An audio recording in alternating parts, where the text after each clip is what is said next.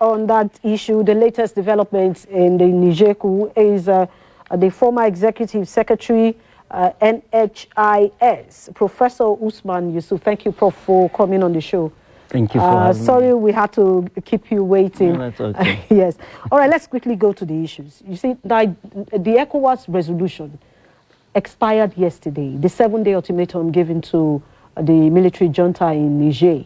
And if they had kept with their airstrike or what people now call war with Niger Republic until they go back to the democratically elected government, what will be the implication on Nigeria and other bordering countries? Yeah, I mean, I am totally against ECOWAS decision. Absolutely, and I wrote a paper about that. And the reason I'm against it is, so this is their beef. It's not Nigeria's beef. Oh, is there beef? Absolutely. So Nigeria has nothing to do with it? We can help them do the right thing. Did you see the crowd in the stadium? I saw it. Right. Can we even see the crowd again? Right. So you saw the crowd there. So ECOWAS is going there to fight them. I mean, sane heads must come in, right? So if you're declaring a war, if any president is declaring a war, this is a very serious thing. The president needs to sit down and think and convince the citizens of that country. Nobody has talked to us. The president has not talked to us. Why are they going to war? So you have to think about what is there a strategic importance for that country, security, economic or political. What is in it for Nigeria? Nobody has told us. And how would President Bola Tinubu explain to the mothers of these soldiers that he's planning to send to kill and be killed? The purpose of their going there. Right? The people that are there, that we're doing all of this for, not the Nigerians, but NATO and America, they know their interests.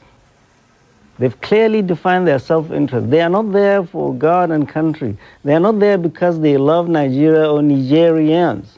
It's their self-interest. So what is the self-interest of Nigeria in Niger, in going to fight Niger? A country that has been the most steadfast ally of Nigeria in Africa. Since during the Civil War, is the only country that has been consistently in support of Nigeria, when Gabon and Cote d'Ivoire and France at that time was against Nigeria. And we share a long border, about 1,100 kilometers. We share ancestry, we share culture, we share religion, we share ethnicity with Niger. And so, and I said, and I'm not for political correctness. I say any war led by Nigeria, sponsored by ECOWAS, against Niger, will be a war against northern Nigeria, the whole of the north. The whole of the north. Why do you say so? Why do you say so? Yeah. Because 7 states, Kebbi, Zamfara, Sokoto, Katsina, Jigawa, Yobe, and Borno share common borders with them, right?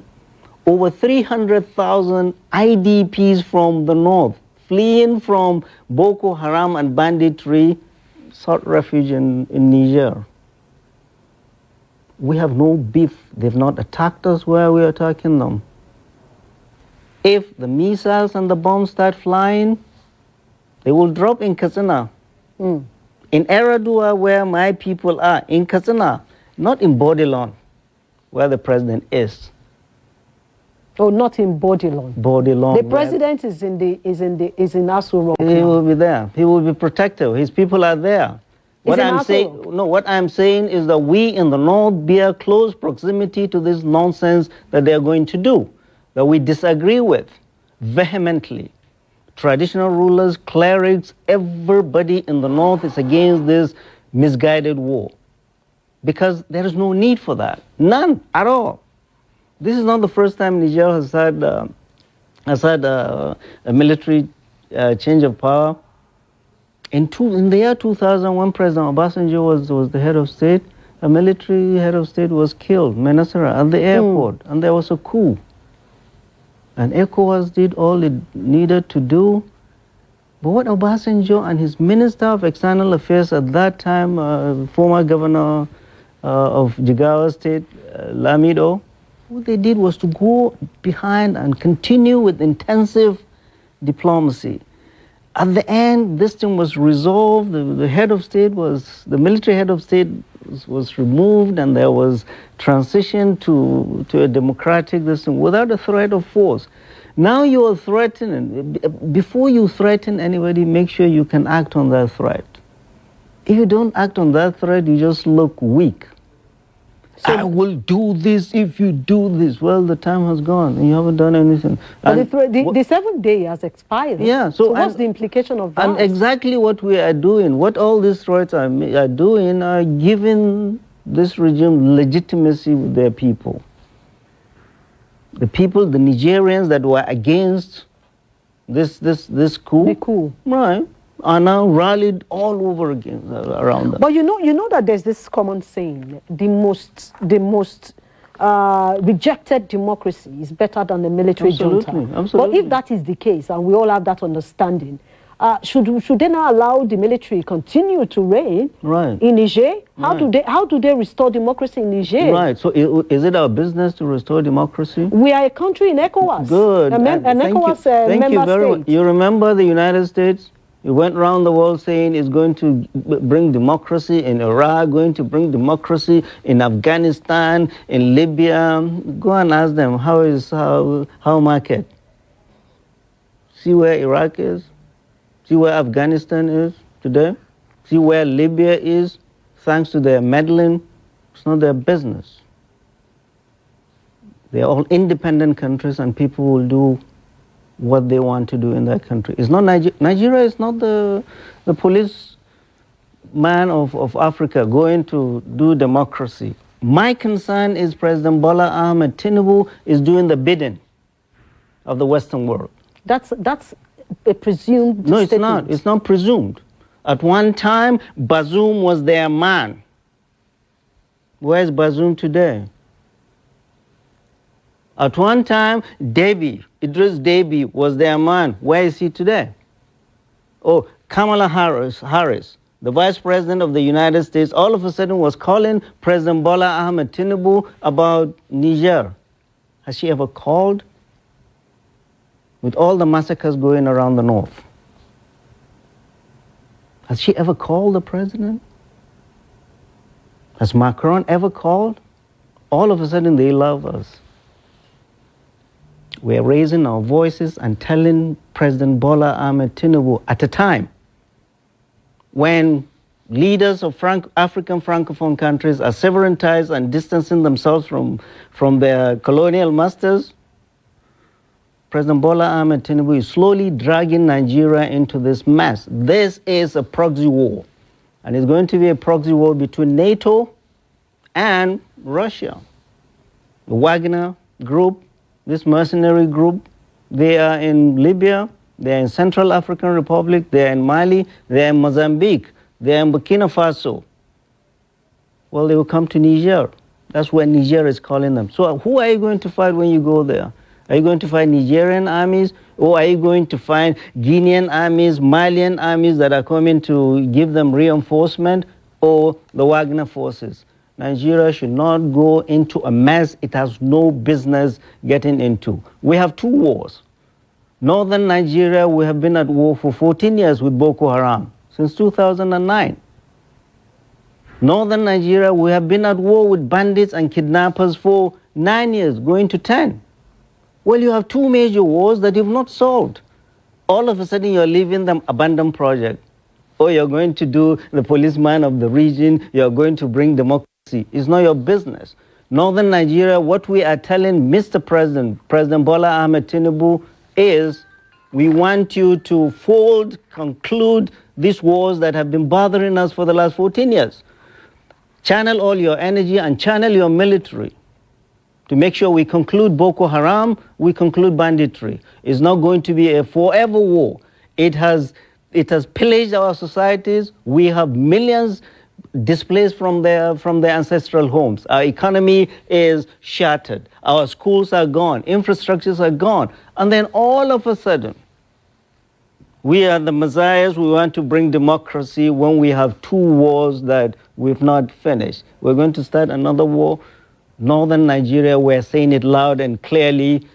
Any war on Niger will be a war on Northern Nigeria. Mr. President, those that elected you, Nigerians that elected you, and you are the president of Nigeria now, they elected you to bring peace to Nigeria and conclude these wars that we have. We have IPOB and ESN, go and solve that problem. We have Boko Haram, we have banditry everywhere.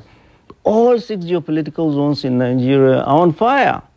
Okay, Prof, we'll come back. Let's quickly go for this break. We need to take some commercials. We'll be back after that. Like many things in life, making great music is a process. And a key part of that is the right data and the data that helps you understand what needs to be done.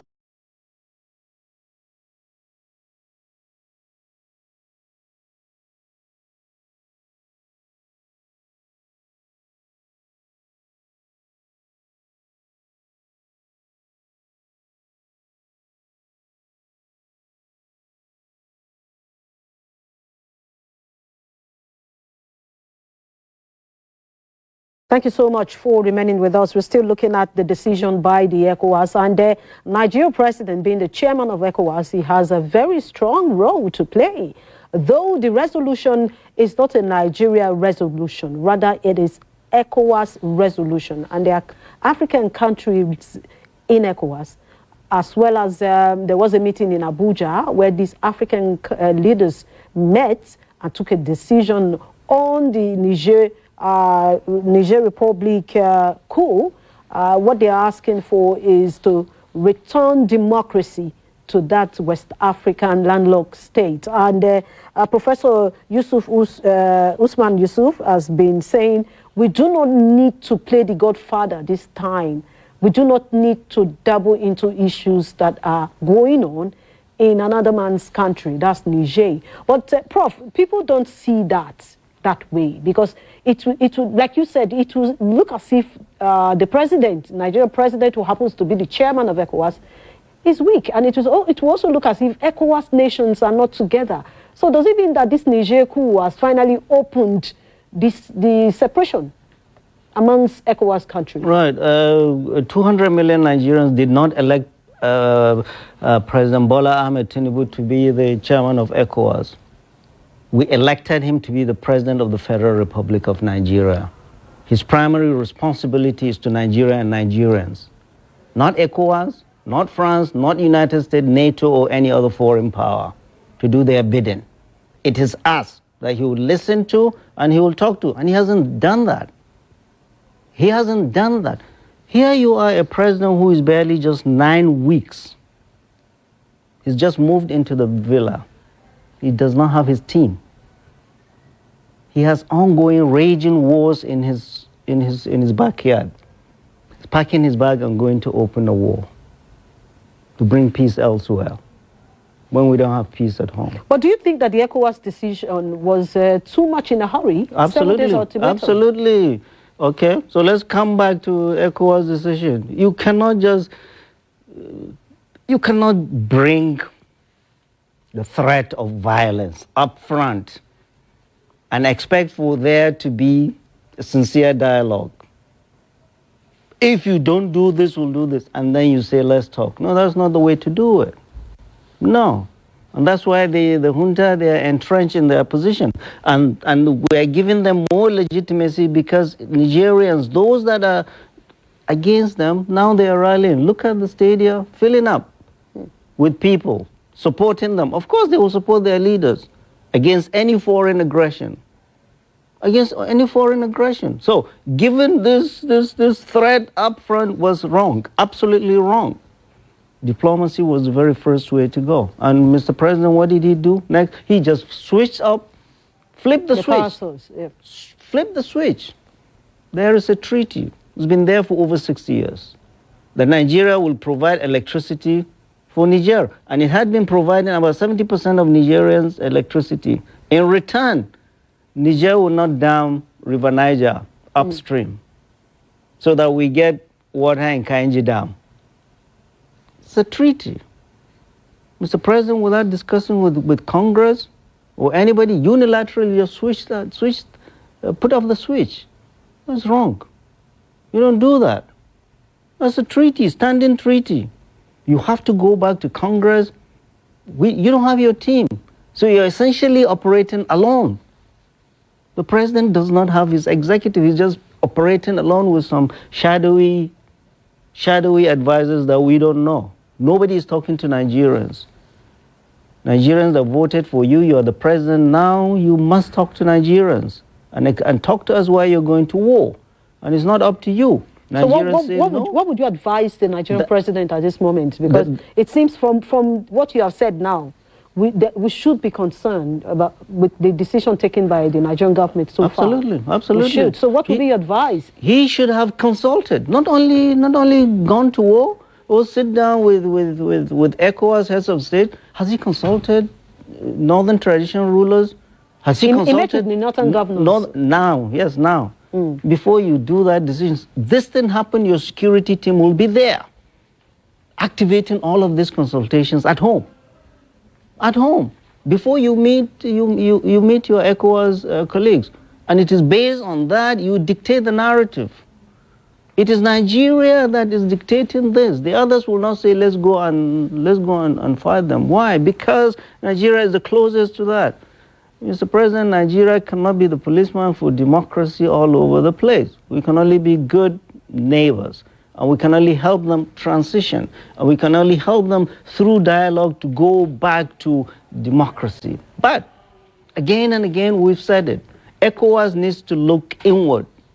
They are always running helter and skelter if there's military takeover. Oh, let's do these sanctions, this. But nobody is looking at good governance. What brings about military takeovers? Why is the West African belt notorious for military takeovers? Nobody is talking about that. Essentially, if there's good governance, no corruption, leaders are doing well, they have been good custodians of people's commonwealth, and respecting institutions, and there is no violation of the electoral process, there won't be any need for any military to come in. If a military come in, it is the people that will go against them. But democratic leaders have opened leeways for military to all, and when the military come, it is always the same story.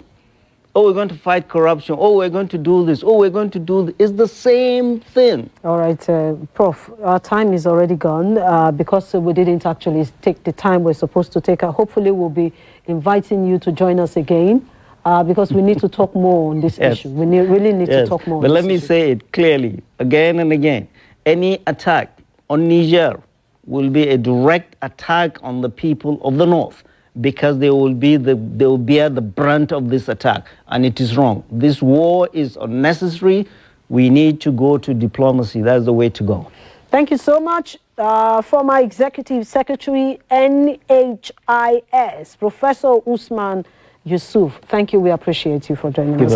Anyway, just got one of this message to take. Judy Magwe is sending a message. He said, for me, this is the second decision President Bola Tinubu is taking in a hurry without proper consultation, and we can't continue like this. The first was the subsidy removal, which have placed the nation in the present serious economic hardship. Now the declaration of our nation's intention to forcefully restore democracy in Niger when our democratic integrity is still under trial. While Americans are saying, God bless America, Nigerians are saying, God save Nigeria. And while Americans are saying, God bless America, Nigerians are saying, God save Nigeria. That's a tweet from Judy Magwe, and that's the much we can take on the program tonight. Join us tomorrow, 7 p.m. We still have time, and we'll still talk more on the coup in Niger. Me on my handle at EG Osamo. Good night.